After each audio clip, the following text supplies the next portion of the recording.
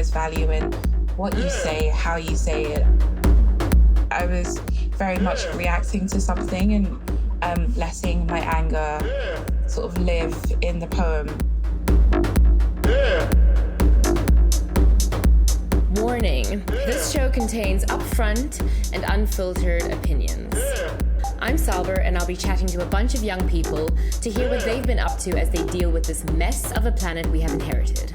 Thank you, parents. We'll be diving into the environment, climate change, the psychological repercussions we have been experiencing, the dreams, the dread, the humor, the hope. Oh my God. Now, what next? Let's meet today's guest.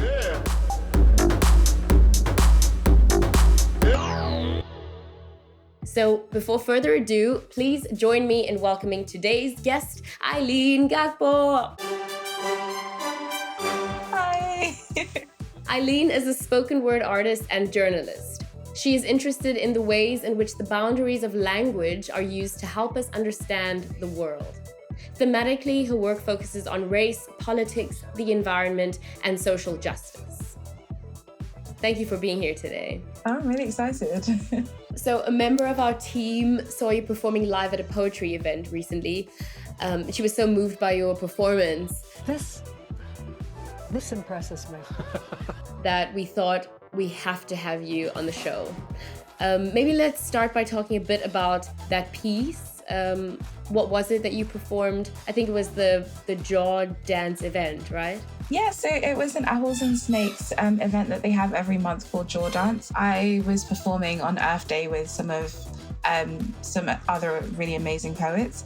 It was really my first time putting together a complete set focused on the environment, focused on the earth, and yeah, it was a really, really great experience. Awesome. Can you walk us through your story? Like, how did you end up wearing these hats of journalist, spoken word poet, and especially now in relation to the environment? I grew up really interested in stories and storytelling. So my grandpa was actually blind, and I grew up with him, and he traveled all around the world in his heyday. So, you know, I do my homework and then I sit next to him and he just tell me stories of being in Egypt.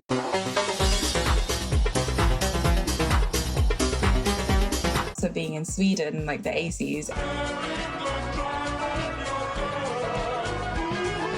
So I think in the back of my mind, I've always loved stories and always wanted to hear them. But I think the moment that I really decided that I wanted to be a journalist or be someone that contributes to the narrative as well was, I think, after the Arab Spring and the refugee crisis that came afterwards. I just remember watching it on the TV and also just seeing, the images from various parts of North Africa. I think it was a moment that I was these are stories that need to be told, but also are we telling them in the most ethical way? And then since then, it's been a series of coincidences. I read Mother in a Refugee Camp by Chinua Achebe, and it is one of my favorite poems. It is so beautiful in just this really incredible moment that it describes of a mother, caring for a child despite the environment not being the best. And ever since then, I was I want to be able to write these incredible poems that, really bring the human and bring the ethical back into these stories. So that's, I guess, what I try to do as a poet and also in my writing as a whole, really. Beautiful. And you are writing incredible poems. I watched your piece online, Oil Fields. Damn. Strong. Oh, thank you. The line, justice is a luxury only oil can buy.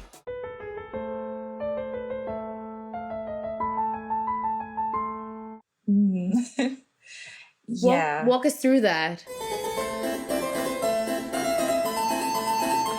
So that line, I think I wrote that poem in a state of frustration, actually. Whereas a lot of other poems that I write, I try to be quite reflective and really, I'm not intentional, but really focused on, the emotion I want to draw out of it. But, after last year when we were having the cost of living crisis and the energy crisis, these oil companies were just raising these incredible profits. And we know that they've, also wreaked havoc on the environment, not just in terms of pollution, but around the world, like in Nigeria, in South America. And I was having all these conversations with people, and it was like, what is justice? What does justice look like? What does it mean? And I don't know what it means, but it's nice. It's something that I keep trying to understand through poetry and through writing. So that was a different process of writing, where I was very much reacting to something and letting my anger sort of live in the poem. Also not trying to get too bogged down in how awful everything is, trying to find the light in the natural to also, inspire people. In terms of words, what are we to do? How can words help our case? I'm very biased, but I think words are the ultimate tool that we have. And they're the foundation of everything, from diplomacy to, being in a court of law. Court dismissed! Bring in the dancing lobsters! To just trying to educate someone. Pathetic. I need results! And I think, we must all strive to come from a place of love. And so no matter what outlet or what output you choose, whether it is, going out and protesting, there is value in using your words in the way you chant, for example, or whether it's going to court, there is value in what you say, how you say it. And there's a lot of words flying around that are providing us with the opposite feeling of comfort and love. The girls are fighting! No! Right? What would you say is your main frustration in the way the environmental situation is currently being addressed? So I think my frustration lies a lot, ironically, in the headlines. Isabella, what did you learn this morning?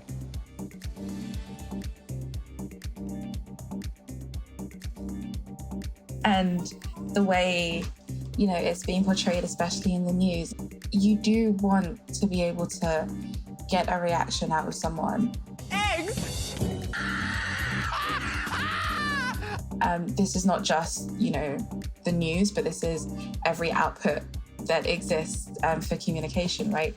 But when you frame a debate in a particular way, it then either puts one group of people on the defensive and on the back foot, and another, on the offensive, and ultimately has all the power.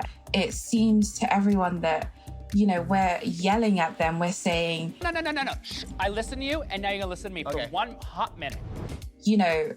We want an environment that we can live in. We want a community where children can breathe.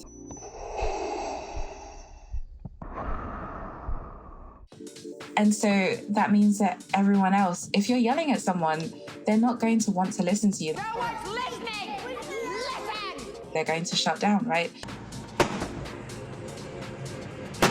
So if that debate is being framed in that sense, it feels like we're not getting that message across effectively. Well said. It's also frustrating living in this social media era where those clickbaity or juicy tidbits are the things that people value.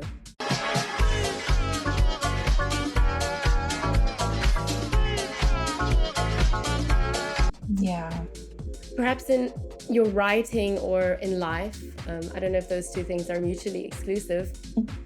What would you say makes you ache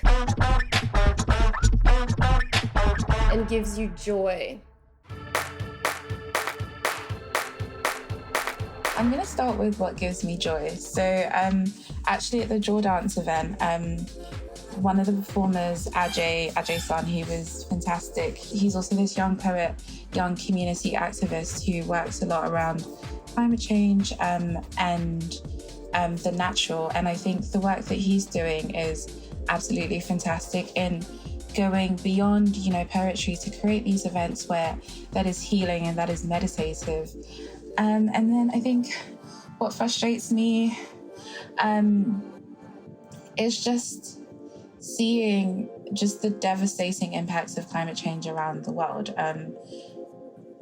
So I'm originally Ghanaian. I grew up in Ghana for the first few years of my life, and even just seeing what's happening to the forests over there, even the process of urbanization actually frustrates me.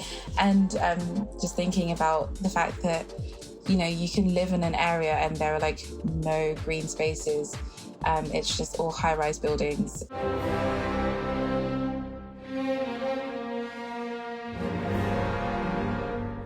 When you sit and contemplate the state of things, what is one wish you have, if you'd like to share that with us?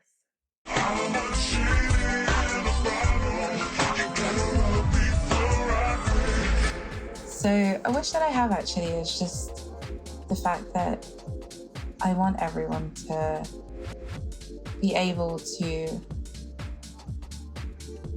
afford to live a good life, and that is to be able to afford good housing, to be able to afford to live in an area where the air isn't polluted, where they have green spaces.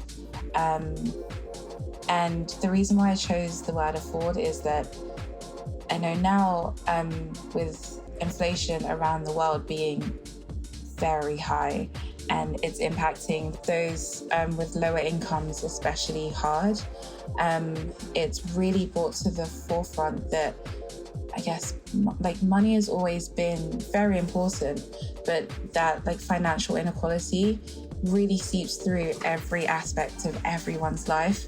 And so a wish that I have really is to just end that inequality, because I think the world could be so much more beautiful. I live in Berlin now.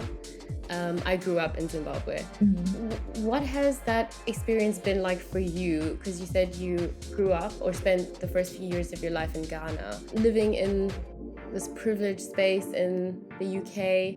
What is that like for you? This feeling of just knowing what the reality is over there and here. How do you maneuver that, navigate that? It's really tough, actually.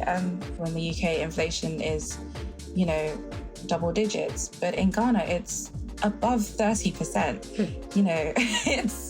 It's really hard to fathom that. Oh my God, you for real?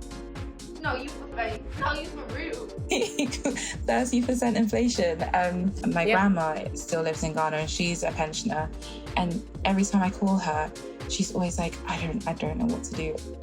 The price of energy is insane. The price of food is really high. My pension doesn't stretch that far. And she lives, I used to think, in quite a privileged area as well. Yes, I can't help my grandma out a lot, but I can hear her out and I can hear her stories. And I can, really draw parallels and similarities between what she's going through right now, what's been happening in the West, and really understand the way the world works.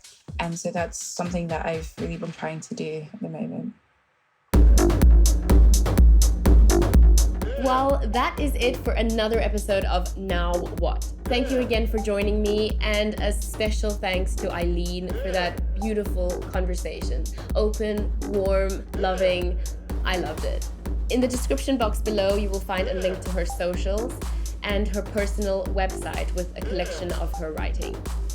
If you like this conversation and if you like what we're doing at Now What, like this video. Subscribe to our channel, Sirocco. Comment. See you next time.